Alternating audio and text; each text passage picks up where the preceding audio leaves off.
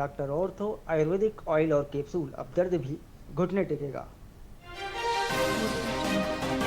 महामाया पहाड़ से अतिक्रमण हटाने चला बुलडोजर। डबरी पानी में मकानों को तोड़ने की कार्रवाई शुरू। 157 लोगों का हटाया जाएगा कब्जा।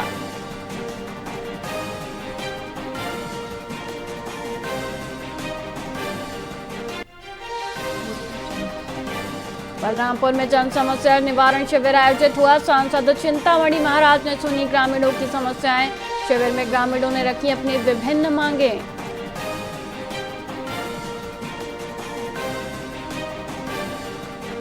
छत्तीसगढ़ में बोर्ड कॉपी जांच में 79 शिक्षकों पर कार्रवाई। मूल्यांकन गड़बड़ी पर शिक्षकों को किया ब्लैकलिस्ट। 20 से 50 अंक की गलतियां पड़ी भारी।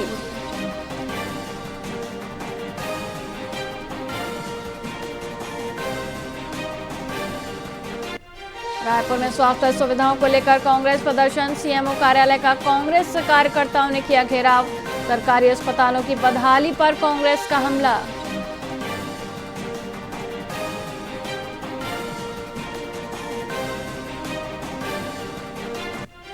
कोंडागांव में बेमौसम बारिश से तेंदुपत्ता खराब। हजारों गड्डियां भीगी। वन विभाग बोला भीगे पत्तों को सुखाने की कोशिश जारी।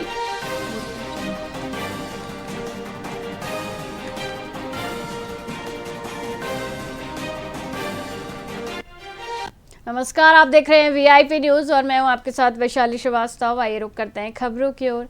सरगुजा के मैनपाट में पीएम जनमन योजना के तहत बनी सड़क भ्रष्टाचार की भेंट चढ़ गई।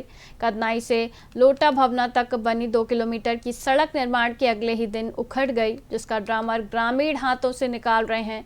मामले को गंभीरता से लेते हुए कलेक्टर अजीत बसंत ने सब इंजीनियर को कारण बताओ नोटिस जारी किया है। वहीं विकास कौशिक ने गुणवत्ता विहीन सड़क को बुलडोजर से उखड़वा दिया है और ठेकेदार को अपने खर्च पर दोबारा गुणवत्तापूर्ण सड़क बनाने के सख्त निर्देश दिए हैं।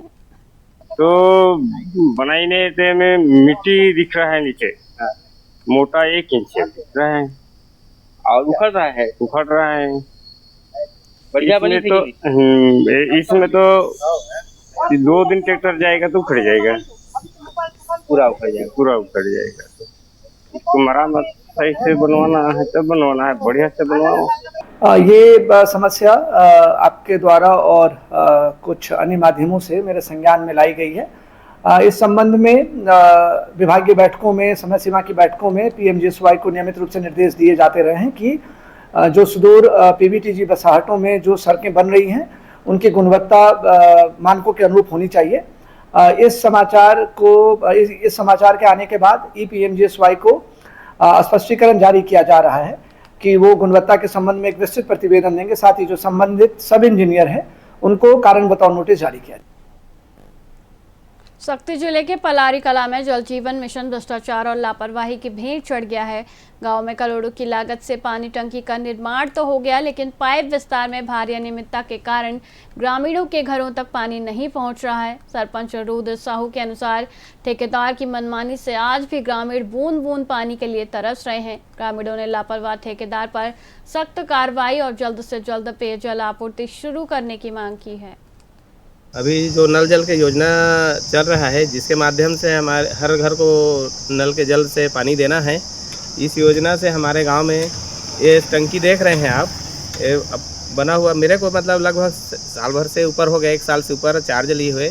जिस दिन से मेरे को चार्ज मिला है तब से इस टंकी में पानी का भराव नहीं हो रहा है, जिसके माध्यम से लोगों को जल की आपूर्ति नहीं हो पा रही है। 3 मोहल्ला ऐसा है जहाँ पे पानी ही नहीं पहुँच पा रहा है ऊपर होने के कारण। या जो इसमें टंकी में अगर पानी भरा होता तो वहाँ प्रेशर जाके सबको पानी उपलब्ध हो जाता। ठेकेदार का कहना है हम लोग यहाँ के नौकरी मिल गया 2024 से पुराने सरपंच से, और हमारा कार्य पूरा हो गया है। और फिर भी वो बोलता है कि मैं मिस्त्री भेज रहा हूँ करके, लेकिन आज साल भर हो गया यहाँ मिस्त्री भेज ही रहा है। और हम लोग 1-2 बार यहाँ प्रयास भी किए हैं चढ़ाने का, लेकिन आधा जाता है, आधा फिर वापस हो जाता है पानी पुनः। अब पता नहीं इन लोग कैसे फिटिंग किए हैं, तो पानी आता है फिर वापस हो जाता है तुरंत।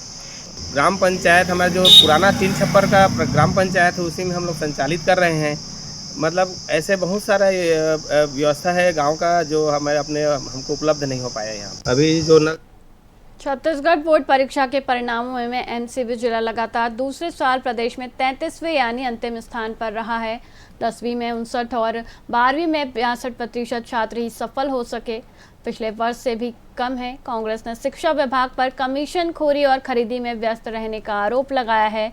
ग्रामीण क्षेत्रों में शिक्षकों की कमी और खराब व्यवस्था के बावजूद अधिकारी केवल आश्वासन दे रहे हैं।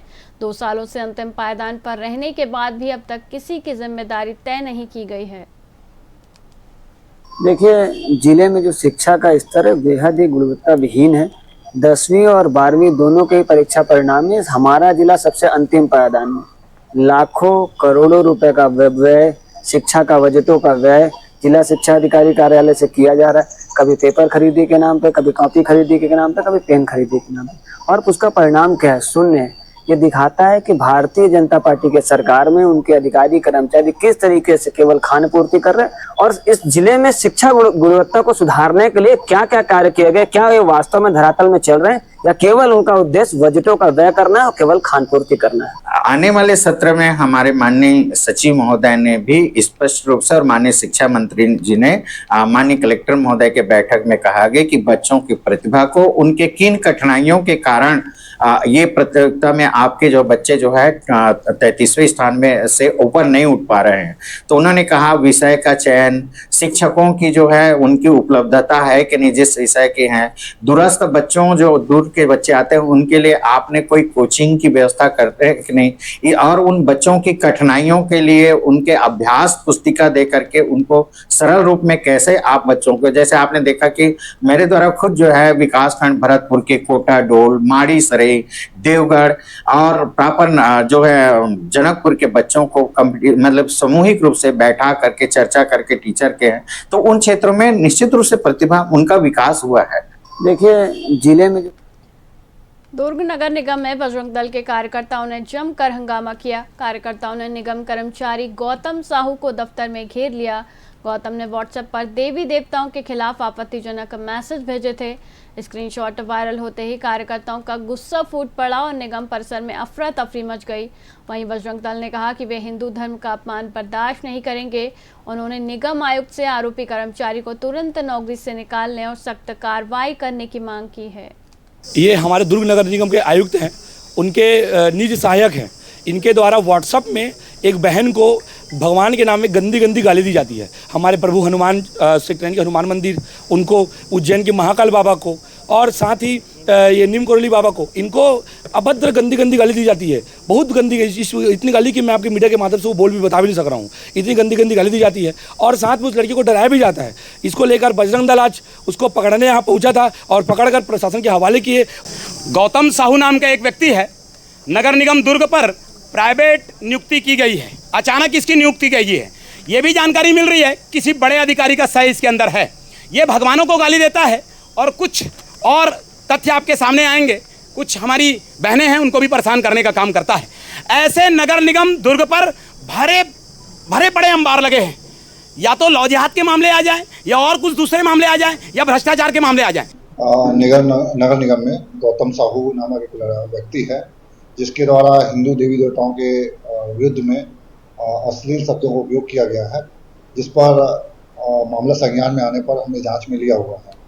अभी उसका भी मेडिकल कराने भेजा गया है। जो गौतम साहू है, उसके साथ भी मारपीट की घटना हुई है, उसको लेकर उस पर भी हमने उसको मेडिकल कराने भेजा है।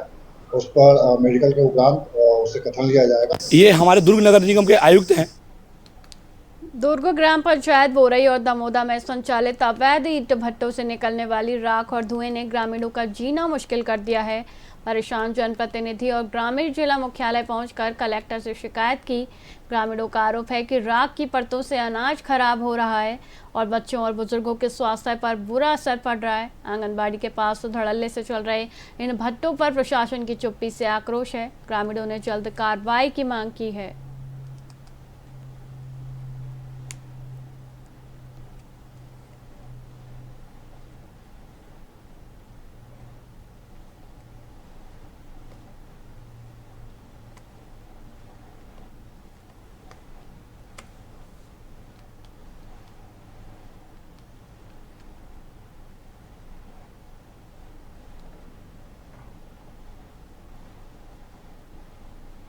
वहाँ ग्रामीणों को बहुत दिक्कत हो रहा है। पास में आंगनबाड़ी भी है, बच्चों को भी दिक्कत हो रहा है, तबीयत खराब हो रहे हैं बच्चे का। और जैसे ग्रामीण लोग गेहूं चावल सुखाते हैं छत में, तो पूरा ना डस्ट के कारण पूरा काला पड़ जाता है। बहुत मुश्किल में है पूरा गांव वाले, मोहल्ले वाले। किस तरह का प्रभाव पड़ रहा है बच्चों पे? आंगनबाड़ी में 2-3 बच्चों का स्वास्थ्य बिगड़ गया था, सांस लेने में प्रॉब्लम हो रही थी बच्चों को। पहले मैं तो सरपंच नहीं थी, लेकिन वहाँ से मतलब पंचायत से कोई एनओसी वगैरह कुछ नहीं लिए थे। मैं 3 बार नोटिस भी दे दी हूँ मेरे बैठने के बाद, फिर भी लोग नहीं मान रहे हैं। अगर कार्रवाई नहीं होती तो वही और आगे कुछ करते हैं। हमन ईटा भट्ठा अवैध रूप से निर्माण होते वार्ड नंबर 1 ग्राम बोरई में, जे ग्राम दमोदा के बॉर्डर घलो हरे। हमन अभी साथ में वार्ड नंबर 1 पूरा उठ के आए है अभी अपन कार्यवाही करवाए बर, लेकिन दर दर भटकत हन पिछले 1 साल से, और सालों से वहाँ पे ईटा भट्ठा निर्माण चलत है। जे तकलीफ समस्या ये है कि पूरा ईटा भट्ठा रही, ईटा भट्ठा जब बनाते तो मुर्गी खाद के इस्तेमाल करते और जलाए के लिए, तेकर से पूरा आसपास पूरा वहाँ पे प्रदूषण फैलत है, बदबू से परेशान है मोहल्ला वाले मन। हमन दर दर पूरा कार्यालय चक्कर काटथन, हाव हो जी बोलते, लेकिन अभी तक कोई भी प्रकार के कार्यवाही नहीं हुआ है। काफी दिनों से हम लोग बोलने के बाद भी, मना करने के बाद में जिद में आ गए हैं। पाड़े लोग वहाँ अवैध रूप से ईट भट्ठा का निर्माण कर रहे हैं, बना रहे हैं, जिससे आसपास के क्षेत्र और आंगनबाड़ी लगा हुआ है। बहुत तकलीफ इसमें धूल डस्ट से। पिछले बार भी हम लोग कार्रवाई कराए थे, लेकिन कुछ नहीं हुआ, सिर्फ खाना पूर्ति हुआ था। अभी जा रहे हैं, कलेक्टर साहब से तो मुलाकात नहीं हुआ, खनिज विभाग में गए थे तो आऊंगा बोले हैं जांच में। वहाँ ग्रामीणों को बहुत दिक्कत हो रहा है। पास में आंगनबाड़ी भी है, बच्चों को भी दिक्कत हो रहा है, तबीयत खराब हो रहे हैं बच्चे का। और जैसे ग्रामीण लोग गेहूं चावल सुखाते हैं छत में, तो पूरा। अंबिकापुर में जिला कांग्रेस कमेटी ने सीतापुर गैंगरेप मामले में गलत मेडिकल रिपोर्ट देने के विरोध में सीएमएचओ कार्यालय का घेराव किया। पूर्व मंत्री अमरजीत भगत के नेतृत्व में कार्यकर्ताओं ने आरोप लगाया कि पहली रिपोर्ट में रेप की पुष्टि न कर लापरवाही बरती गई, जबकि मेडिकल कॉलेज की जांच में अपराध सिद्ध हुआ। कांग्रेस ने दोषी डॉक्टर पर कार्रवाई की मांग करते हुए उग्र आंदोलन की चेतावनी दी है। वहीं सीएमएचओ डॉक्टर पीएस मार्को ने मामले की कलेक्टर स्तर पर जांच कराने का आश्वासन दिया है। ये संज्ञान में आया था कि वहाँ कुछ बच्चियों के साथ दुष्कर्म का हुआ है, तो उसमें उनके द्वारा दुष्कर्म का रिपोर्ट ना देके नो इंजरी करके दे दिया गया है, ऐसा संज्ञान में आया था बात। तो इसमें अब कलेक्टर साहब जो भी कार्रवाई करें हम वहाँ प्रस्तुत करेंगे कलेक्टर साहब के पास। अब कलेक्टर साहब जो भी होगा वो कलेक्टर साहब निर्णय लेंगे। एमएलसी रिपोर्ट में उसको नेगेटिव बताया गया, नहीं होना बताया गया, जो बहुत ही घृणित और शर्मनाक बात है। इससे लोगों में गुस्सा है। एक तो छोटे छोटे बच्चियों के साथ इस प्रकार की अमानवीय कृत्य हुई, शर्मसार करने वाली मानवता को। और अगर वो थाने तक पहुँचे तो उनका रिपोर्ट एमएलसी के पास करने के लिए भेज दिया गया। एमएलसी रिपोर्ट उसमें नेगेटिव आने की बात कही गई। जब लोगों ने इसका विरोध किया, लोगों ने जब इस गुस्सा दिखाया, तब जा कर के जिला में इसका फिर से एमएलसी कराया गया मेडिकल कॉलेज में। वहाँ पर पॉजिटिव पाया गया, तब जा कर के उसमें कार्रवाई हुआ है। अंबिकापुर के डबरी पानी इलाके में प्रशासन ने वन भूमि पर बने 20 अवैध मकानों पर बुलडोजर कार्रवाई की। भाजपा नेता आलोक दुबे की शिकायत के बाद वन विभाग, जिला प्रशासन और पुलिस की संयुक्त टीम मौके पर पहुंची। कब्जाधारियों को पहले नोटिस देकर जमीन खाली करने के निर्देश दिए गए थे, लेकिन अतिक्रमण नहीं हटाने पर कार्रवाई की गई। पूरे इलाके में भारी पुलिस बल तैनात रहा।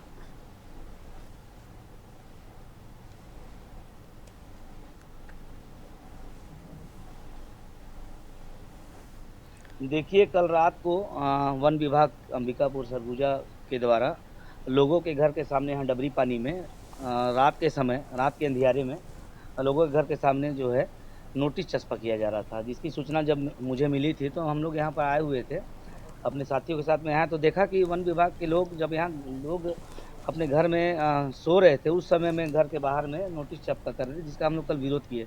मेरा ये मानना है कि मैं जो भी अतिक्रमण किए मैं उनका सपोर्ट करने नहीं आया हूँ। मेरा बस ये कहना है कि कोई भी व्यक्ति अगर वन विभाग के ज़मीनों पे कब्जा करता है, अवैध रूप से मकान बनाता है, तो उस समय यहाँ का भीड़ घाट कहाँ चला जाता है।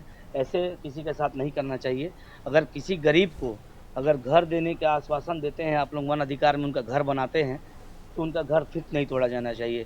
अब अगर हमको भी चिंता है पर्यावरण का, हम भी मानते हैं कि पेड़ों को काट कर कहीं घर नहीं बनाया जाता है। डबरी पानी बस्ती है जो वन भूमि है, जो RF 2582 वनखंड खैरबार और विकासखंड अंबिकापुर में पड़ती है। इसमें आज जो वैधानिक रूप से अतिक्रमण हटाने की कार्रवाई की जा रही है, इसमें 54 टोटल अतिक्रामक थे, जिनमें से कुछ लोगों ने हाई कोर्ट में जाकर स्टे ऑर्डर प्राप्त किया है।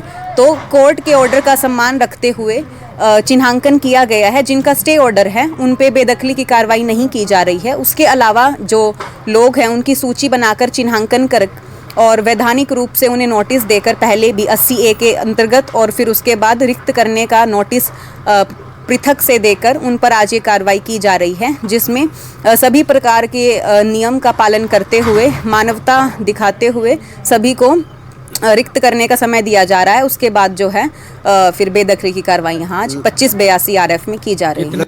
देखिए, कल रात को वन विभाग अंबिकापुर सरगुजा के द्वारा।